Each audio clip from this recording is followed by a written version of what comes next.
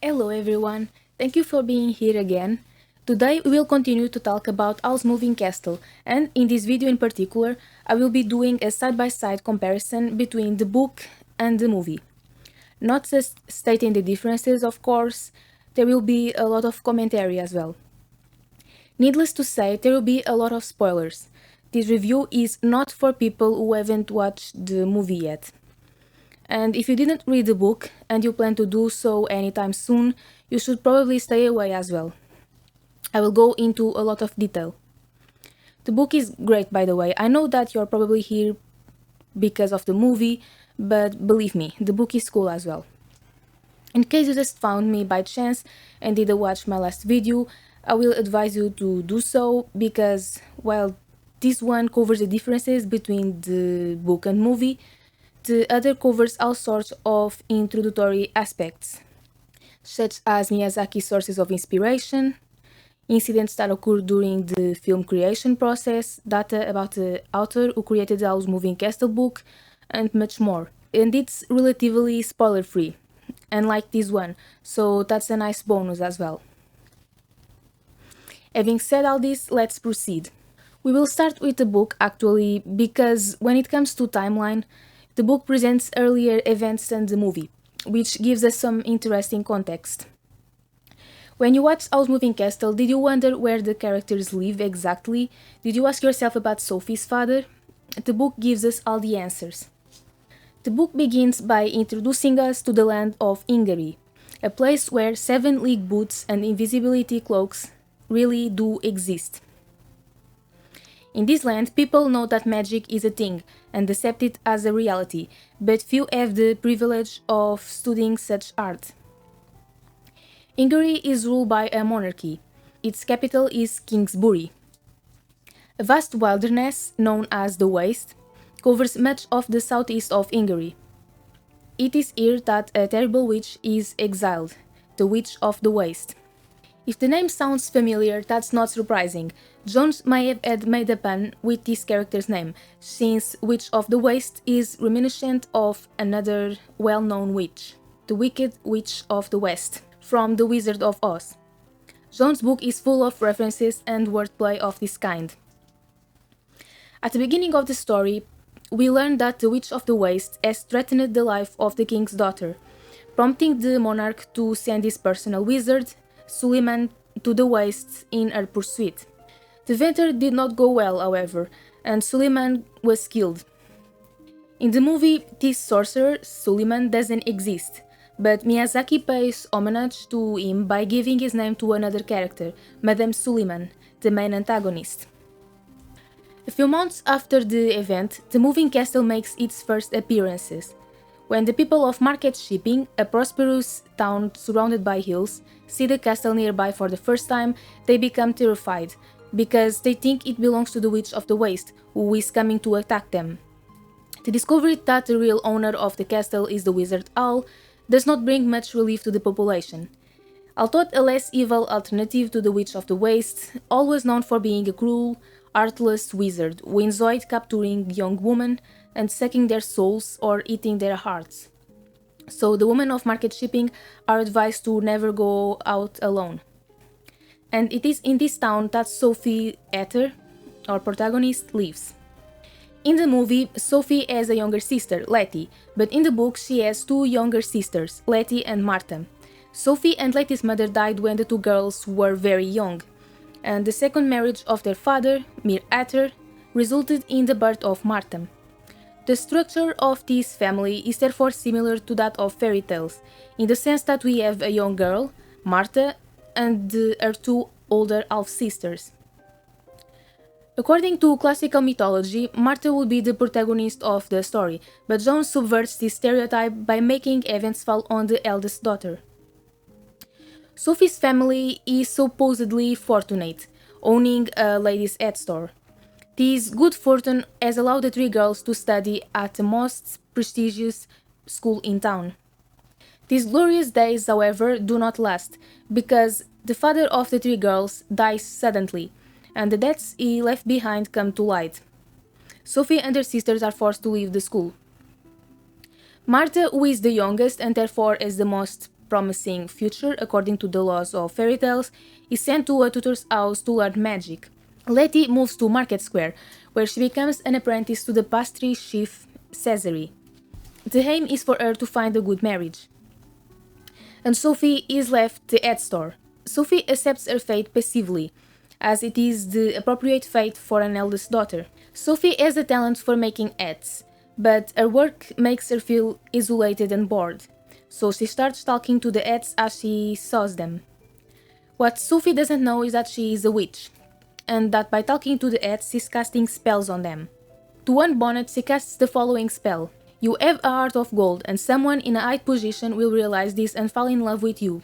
A young woman called Jane Ferrier buys this hat and, thanks to a caterpillar green straw hat, she says, "Your eyes young as a spring leaf." The one who buys the hat is the major's wife, who begins to receive compliments because she looks like a dazzling schoolgirl. That's one of the big differences between the Sophie in the book and the Sophie in the movie, who doesn't have any powers.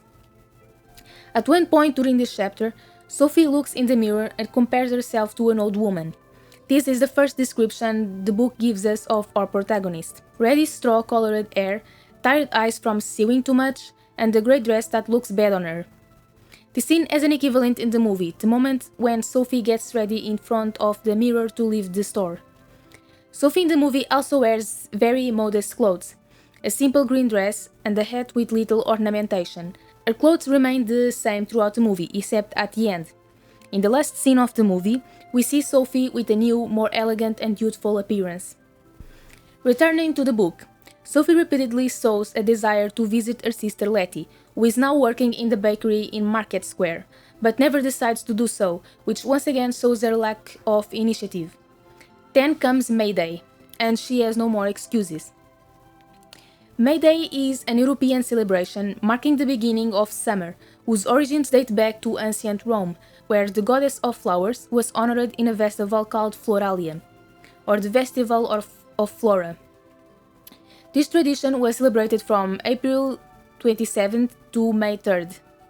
In another ancient festival, Mayoma or Mayuma, the gods Dionysius, the god of wine and parties, and Aphrodite, the goddess of love and beauty, were celebrated. The festivities took place every 3 years in the month of May. Mayuma and May Day might also be related.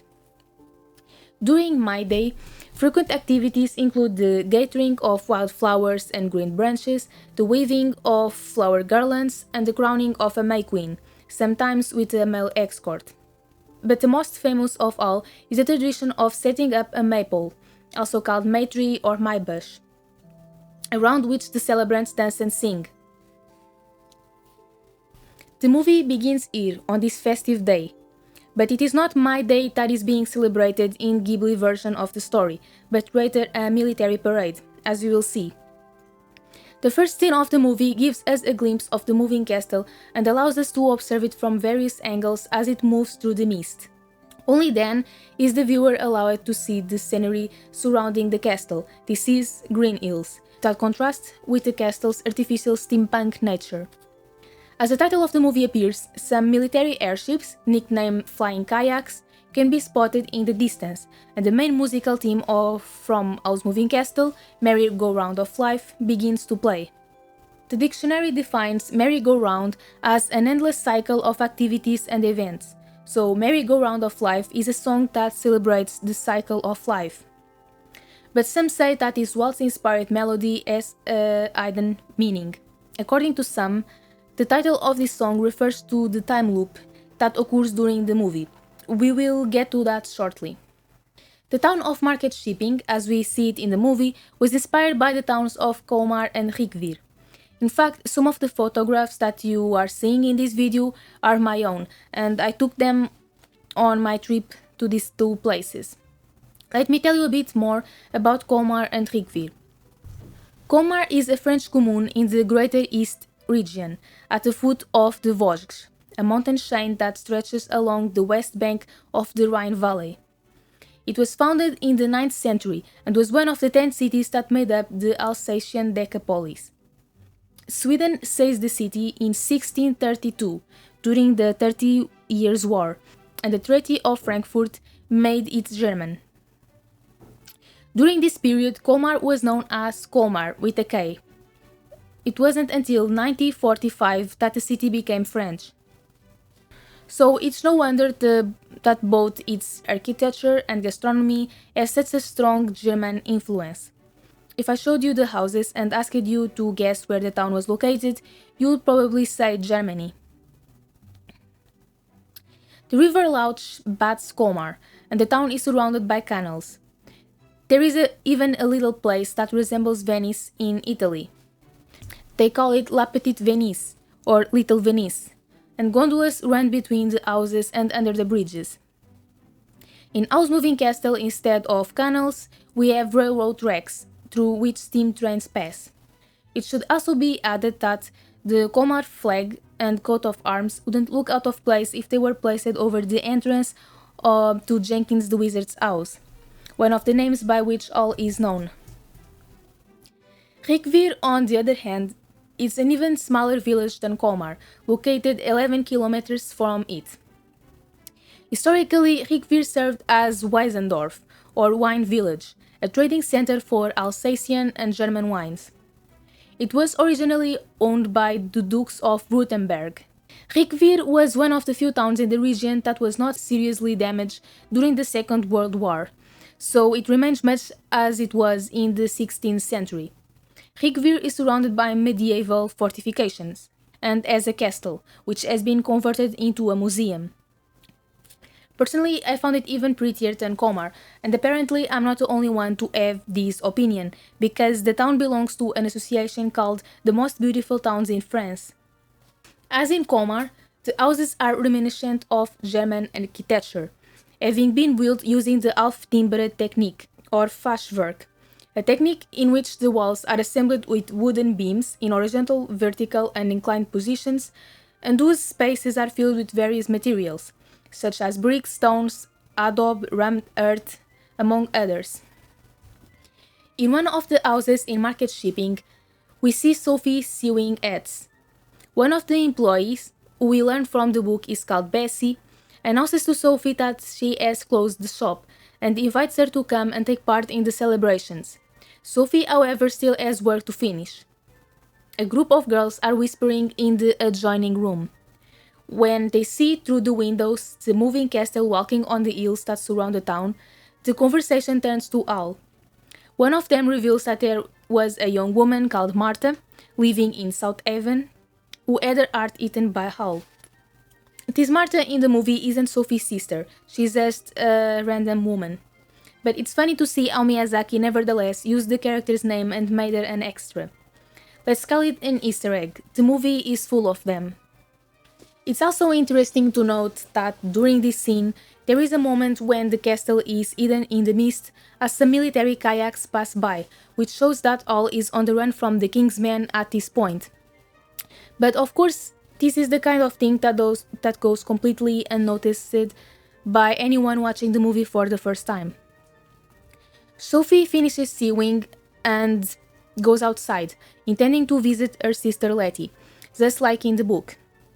In the movie, she seems a little frightened the moment she enters an empty alley and notices the presence of soldiers, but before that, when she's just crossing the city, she just seems indifferent and pathetic.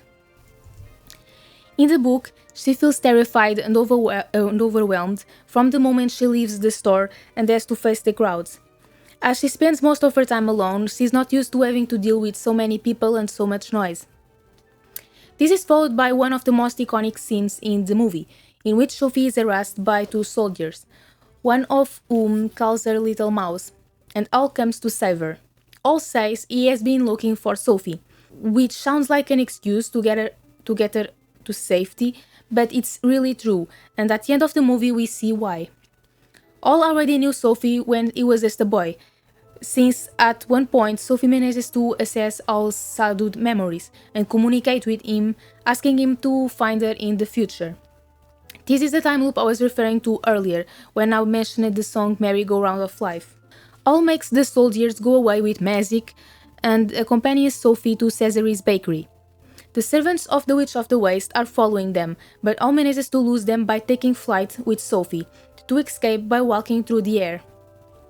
The inclusion of this scene introduced the character of Howl magnificently, making him one of the most popular characters in the anime world, particularly among female fans. I thought this is also partly due to the voice actor behind the character, Christian Bale in the English version, and Takuya Kimura in the original Japanese version. You probably don't know this if you're not Japanese, but Takuya Kimura is one of Japan's most celebrated idols. This actor and singer has been voted Japan's sexiest man several times. Howl's popularity is therefore not surprising, especially when allied to this is the fact that Howl in the movie has an heroic side, an adjective Diana Jones used to describe the Ghibli version of Howl after seeing the movie. As for the Howl in the book, well, it's quite different, although not unpopular, and it all starts with the way he is introduced to the story. Sophie's rescue to walk on air, none of that happens in the book. In fact, it is Howl himself who approaches Sophie and calls her Little Grey Mouse. Howl is described as a handsome young man in his late 20s, with a bony, sophisticated face and neat blonde hair, in a fantastic blue and silver suit with very long sleeves. Seeing that Sophie is frightened, Howl assures her that he just wanted to buy her a drink, and offers to keep her company until she reaches the bakery. But Sophie, embarrassed, runs away. When Sophie arrives at Cesare's bakery, she sees her sister Letty busy selling cakes and sweets to various men who are courting her. This is in line with the book. Letty is the prettiest of the three sisters and constantly receives marriage proposals. Letty welcomes Sophie enthusiastically and takes her to talk in the storeroom. But the topics of conversation differ between the book and the movie. In the movie, Letty points out to Sophie that she was lucky because, in her words, if the wizard she met was Howl, he would have eaten her heart. But Sophie dismisses her fears, because Howl only does that to pretty young girls. This shows how she feels about her appearance. Letty then warns her that they are living in dangerous times, that even the Witch of the Waste has been seen on the outskirts, but Sophie isn't listening because she's daydreaming. As they say goodbye, Letty expresses her concern that Sophie is always in the head store. Sophie replies that the store meant a lot to Papa, and adds that, besides, I'm the oldest. This phrase is reminiscent of Sophie's motto from the book, who spends the whole story repeating it comes with being the eldest every time something goes wrong. Are you sure you want to be a hatter? Letty still insists, but Sophie avoids the question and manages to get on her way without having to answer. In the book, however, the conversation between Sophie and Letty is not about Howl, nor about the Witch of the Waste, but about something far more complex. The first thing that Letty announces when she is alone with Sophie is that she is not actually Letty, but Martha. She and Letty have swapped bodies and are disguised as each other, because Letty was the one who wanted to learn magic, while all Martha wanted was to get married and have lots of children. So when Martha was sent to Mrs. Fairfax's houses to be her apprentice, she stole a body switching spell, and on a visit to Market Shipping, went to meet Letty to perform the trick. This is important because it shows that both Martha and Letty fought to pursue their desires, rather than conforming to what was fated to each of them, unlike Sophie, who passively accepted her fate. Letty, or rather Martha, rebukes Sophie's conformity, and shows her how she is being exploited by her stepmother Fanny. Since Sophie has a talent for sewing, the head store is thriving and making a profit, but only Fanny is enjoying the money, and Sophie isn't even being paid for the work she does, which she had previously thought was fair given her status as an apprentice. The conversation with Martha opens her eyes and she feels angry, but days go by and Sophie ends up doing absolutely nothing about her situation. And so the night comes when the Witch of the Waste appears in our protagonist's life. The two versions are very similar. In both, the witch invades the store, insults the heads and Sophie, and when Sophie rebels, she is punished with a spell that turns her into an old woman. But while in the movie, the Witch of the Waste's actions are motivated by jealousy, having seen Sophie with Howl earlier, in the book there is something more. The Witch of the Waste recognizes Sophie as an equal, and when she insults the heads, she is actually insulting the quality of her spells. Except that Sophie doesn't know she has powers, and so she doesn't understand these derogatory comments, or why she is being attacked. Before casting the curse, the Witch of the Waste says, "I've heard of you, Miss Ether, and I don't care for your competition or your attitude. I came to put a stop to you." When she takes her leave, instead of saying, "My regards to Howl," she says, "And let that teach you to not meddle with things that belong to me." Something that's also worth mentioning is that in the book, the Witch of the Waste doesn't have those dark, shifty henchmen spying for her. Instead, she appears in the store accompanied by a pale, red-haired servant she calls Gaston. This detail will be important later, so keep it in mind. In the movie, Sophie panics at first when she finds out she's old, and only calms down the next morning, whereas in the book, she accepts the change from the start. It's a good thing that Miyazaki introduced this change, because otherwise the protagonist's reaction would seem unnatural. Sophie talks to herself in the mirror and then decides to set off in the direction of the waste, not without first packing some bread and cheese for the journey. Of course, she can stay in the head store because one of the clauses of the spell is that she can't talk about it with anyone. In the movie, when Sophie goes out the back door, people are seen at the entrance to the alley commenting on the impending war. Again, I would like to remind you that the theme of war is always present throughout the movie, sometimes subtly, sometimes overtly. After walking for about a mile, Sophie from the book finds what looks like a stick and has the idea of using it as a cane, but discovers that the stick is actually a scarecrow with a turnip head. She lifts the scarecrow and talks to it. However, in the book, turnip head doesn't appear to be a magical object from the outset, nor does it help Sophie find the moving castle. In fact, the scarecrow won't reappear in the story until much later. And it's Sophie herself who makes the scarecrow come back to life unintentionally, as she casts a spell on it while talking to it. She says before leaving, "If I wasn't doomed to failure because of my position in the family, you would come alive and offer me help." Some people compare the meeting between Sophie and Turnip Head to the meeting between Dorothy and the Scarecrow in The Wizard of Oz. Then Sophie sits down to eat, at which point she finds a thin, grey dog stuck in a hedge with a rope around its neck. Sophie rescues the dog by severing the rope with a pair of sewing scissors she had in her pocket. When the dog is free, it immediately runs away. This dog doesn't exist in the movie, and for a good reason, because its story is very complicated, as you will see.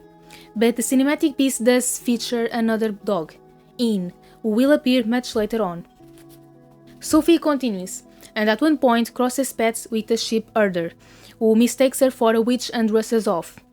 Then the sun begins to set and the wind blows harshly, and Sophie shivers with cold. Sophie and the moving castle meet by chance, but when Sophie sees the castle, she can only think that there must be a fire inside for warmth, so she tells it to stop, and the castle does. Howl's castle is described in the book as a tall, black building made of blocks of coal, with 14 towers, which occasionally give off blue fire. Magic is used to hold all of these parts together.